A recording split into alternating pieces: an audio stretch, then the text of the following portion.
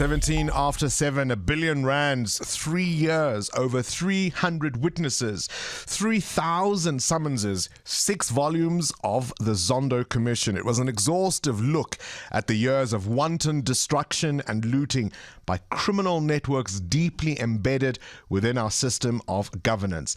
As I said earlier, it was the former public protector, Advocate Thulima Donsela, who ordered that once the report had been submitted, the president was to report to the National Assembly about what he would do in response. Let's start with the DA's Chief Whip, Siviwe Gwarube, who joins us now on the line. Thank you so much for your time this morning.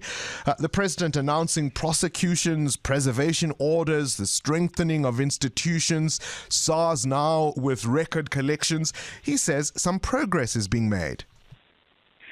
Good morning, Bongani, and good morning to your listeners. Look, I'm of the view that for, as you said, R1 billion later and years after investigation, and also 4 months that the president requested before he can table this plan to Parliament, that was simply not good enough.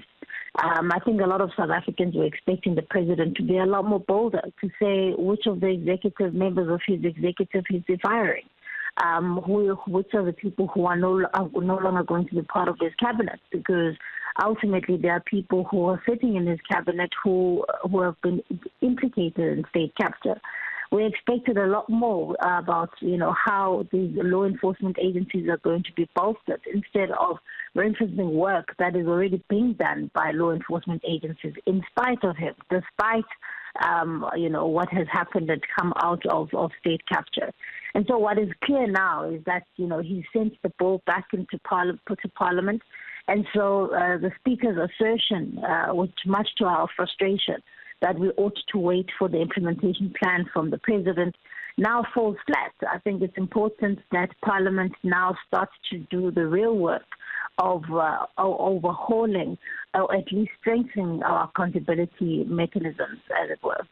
The president could argue that he's not obliged to take all the recommendations of the commission. In fact, he may disagree with one or two, and perhaps one may even argue that some of them go a little bit too far.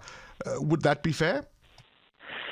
Well, yeah. I mean, we specifically have posed this question to the president numerous times, and he has said, of course, these are simply recommendations, and he's not obliged to take them on.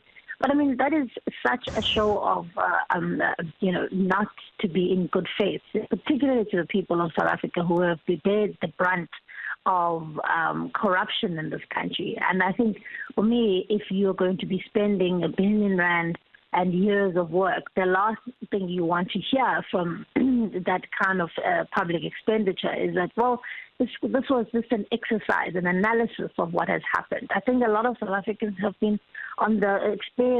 experienced the real sort of implications of corruption. They didn't necessarily need it to be in 4 volumes of a report, only just to be ignored. And so I think there are some key recommendations there that the president, if he's really serious about fighting corruption, then he should take them on board. But you see, the problem here, Bongani, is that we have got a president who's unable to act because he's at his electoral conference at the end of the year. And now we have to simply, South Africans have to accept that we have to work around the ANC's political calendar, which is absolutely unacceptable. But people will be encouraged by lifestyle audits for the executive. The independent directorate now permanent. Essentially, the scorpions are back, you could say.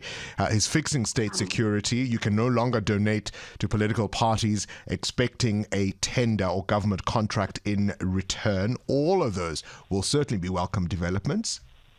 Of course, but first of all, I mean, just the 2 things, like lifestyle audits. We've been calling for lifestyle audits for public office bearers.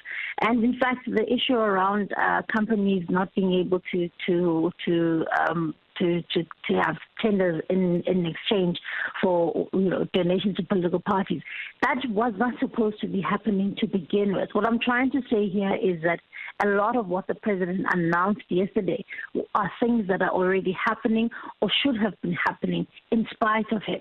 And so we didn't see the kind of action you would expect from somebody who said, give me 4 months so that I can apply my mind about how we can make sure that this never happens again. At this rate, simply, Bongani, this could very well happen in 3 years' time, and we could be very well here. And billions of rands later, we get an analysis again of what had happened. Look, what will those lifestyle audits be worth if members of the executive that we do know received undue benefits because of their proximity to power are not dealt with? I suppose that will be the question that many will be asking. Siviwe Kwaruba, I appreciate your time. Siviwe Kwaruba is the DA's chief whip in Parliament. Current events, developing stories, tough questions. Your voice making a difference. This is Breakfast with Bongani Bingwa.